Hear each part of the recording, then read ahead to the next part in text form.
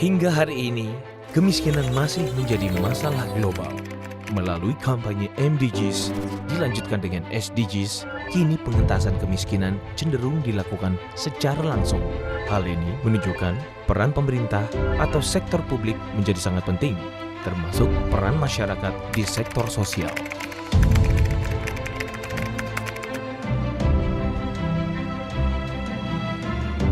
Dalam Islam, substansi ekonomi adalah menjamin agar sumber daya ekonomi mengalir memenuhi setiap kebutuhan manusia.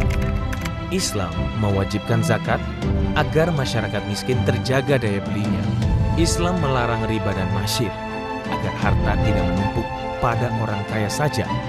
Islam dengan nilai akhlaknya mendorong infak, sedekah, dan wakaf yang semakin mendorong distribusi sumber daya. Sehubungan dengan itu, sektor keuangan dalam Islam dibagi menjadi 3. Pertama, sektor keuangan komersial, yaitu sektor intermediasi keuangan dengan instrumen bagi hasilnya. Kedua, sektor keuangan publik, yaitu sektor penerimaan dan belanja pemerintah dengan instrumen zakatnya.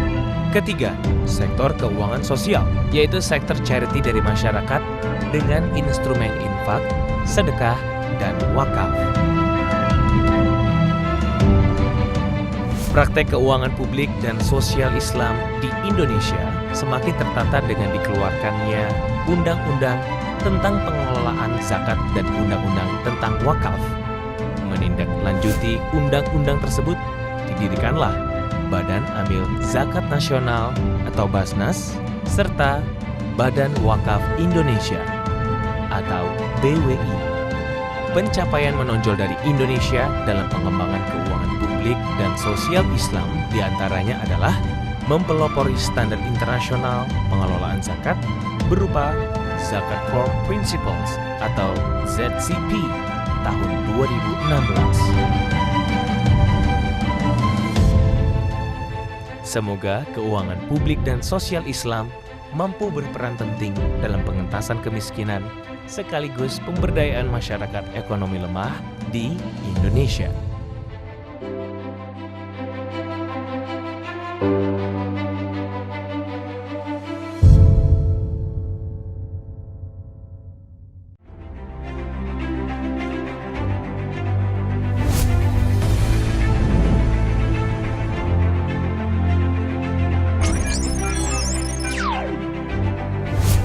Keuangan mikro berkembang pesat karena dinilai sebagai salah satu cara yang paling efektif untuk pengentasan kemiskinan dan meningkatkan taraf kehidupan masyarakat miskin baik di dunia maupun di Indonesia. Keuangan mikro menggunakan pendekatan yang sesuai dengan kondisi dan kebutuhan masyarakat yang tergambar pada model bisnis keuangan mikro.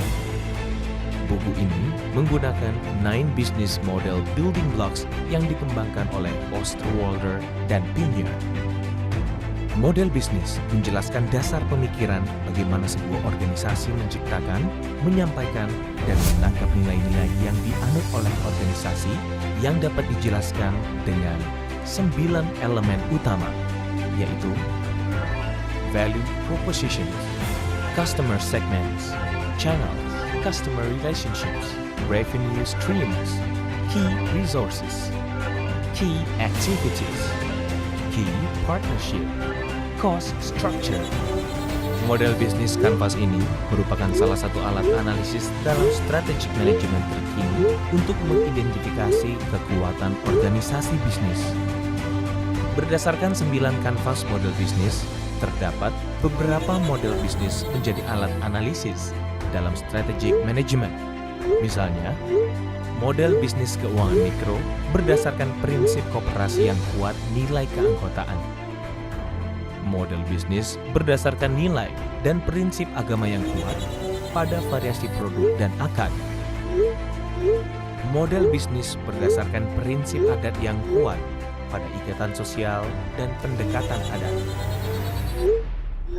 Upaya pemetaan model bisnis dilakukan untuk memahami kelebihan dari pendekatan yang dilakukan oleh banyak institusi keuangan mikro, termasuk keuangan mikro syariah di Indonesia. Institusi keuangan mikrosyariah fokus pada upaya pemberdayaan kelompok masyarakat ekonomi lemah menggunakan kelebihan pada ikatan sosial, budaya lokal, dan nilai moral serta prinsip syariah. Tantangan utama pengembangan keuangan mikrosyariah di masa depan adalah terbatasnya kuantitas dan kualitas SDM, belum lengkapnya infrastruktur, dan belum terintegrasinya regulasi lembaga keuangan mikrosyariah. Semoga semakin berkembangnya keuangan mikrosyariah di tanah air, sektor ini semakin mampu berperan signifikan dalam pengentasan kemiskinan.